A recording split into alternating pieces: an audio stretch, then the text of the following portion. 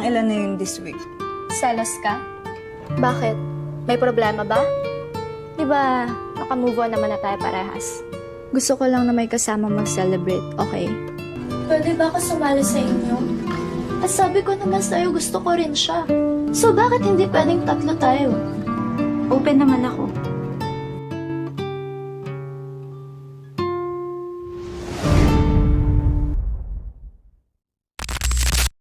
Matapos ng matinding bakbakan ng tatlong magkarelasyon na sina Juan at Hana kasama ang pinakamagaling sa kanila pagdating sa kama na si Sheila, pansamantala naman silang naglaro ng online games, kung gaano naka-jackpot si Juan sa dalawa niyang babae ay ganoon rin kabuenas sa sugal si Hana. Ang setup naman ng tatlo pagdating sa kanilang relasyon ay walang selosan, yung tipong kapag absent ang isa sa kanila ay walang selosan na magaganap kapag ang dalawa lang ang umaariba sa kama.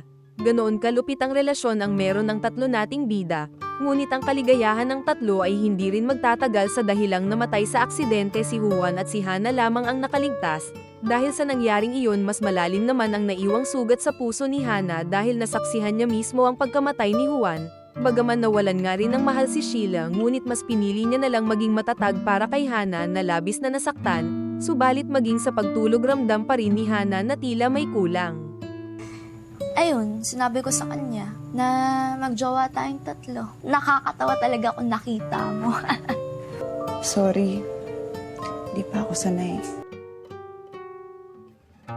Dahil naman sa palaging pagdadrama ni Hana sa pagkawala ni Juan, hindi na rin tuloy malaman ni Sheila na kung paano ito iintindihin, kaya ang relasyon ng dalawa ay unti-unti nang magkakalamit dahil sa nangyari.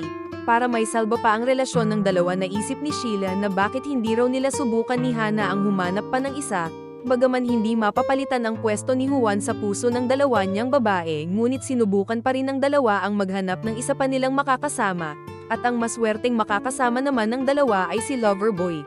Kaya agad na inumpisahan ng tatlo ang umariba sa kama, subalit sa kalagitnaan ng bakbakan nila ay bigla namang umayaw si Hana dahil si Juan pa rin talaga ang laging nasa isip niya. Matapos noon nagpasya na lang tuloy ang dalawa na maghiwalay muna sila, ngunit magkasama pa rin sa iisang bahay. Kaya ginawa ni Sheila ay nagdadala ito ng iba't ibang mga kafling niya sa bahay nila habang panay naman ang iwas ni Hana, hanggang sa makilala ni Hana ang babae na magpapasaya sa kanya. Gabi-gabi, iba yung mga nagiging kasi umaabot sa CR, sa sala. Ayaw mo mag-move out? Pero hirap kasi ako makahanap ng lilipatan eh. Sa amin. Ha? Joke lang. May isang beses na hindi na nakatiis si Hana at kinumpronta niya na si Sheila tungkol sa iba't ibang tao na dinadala nga nito sa bahay nila. Sambit naman ni Sheila na wala na raw silang pakialam sa bawat isa dahil break naman na raw silang dalawa.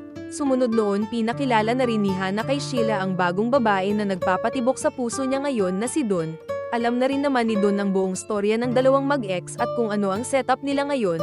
Dahil doon magkakasamang nag-celebrate ang tatlo sa araw ng birthday ni Juan, tinanong naman ni Sheila si Don tungkol sa kung kailan niya raw nalaman na isa rin siyang lesbian. Sambit naman ni Don na kailan niya lang rin daw nalaman simula noong una niyang tikim sa kapwa babae. Bagaman medyo hindi pa sanay si Sheila na mayroon ng iba si Hana, ngunit tinanggap niya na rin para sa ikakaligaya ni Hana. Sa pansamantalang pananatili naman ni Don sa bahay ng dalawa, magiging maayos naman ang lahat at bukal sa loob ni Sheila na may iba nang umaariba sa ex niyang si Hana. Bagay kayo. Uy, pares kayo ng tattoo. Naisip ko nga kung buburahin ko na eh. Hindi naman nawala yung love niyo sa isa't isa, di ba? Kaya naiintindihan ko, kailangan niyo pa rin ng isa't isa sa mga buhay niyo. Huwag kang tumigil sa pagiging kaibigan kay Hana. May booking pa ako. Matapos ng masinsinang usapan ng tatlo at sa gabi ring iyon ay gagawin ng dalawa ang magbakbakan.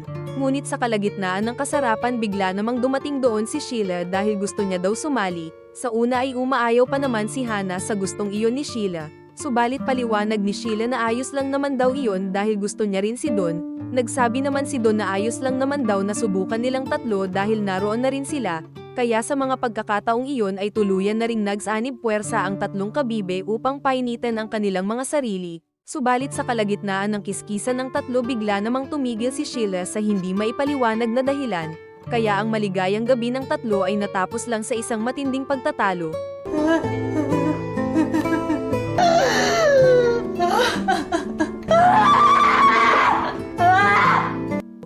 Makalipas ang 1 taon habang nasa puntod ni Juan si Hana, darating rin doon si Sheila. Muli nilang naalala ang mga maiinit nilang sandali noong buhay pa si Juan, hanggang sa muling naghiwalay ang landas ng dalawa na mayroon ng ngiti sa kanilang mga labi.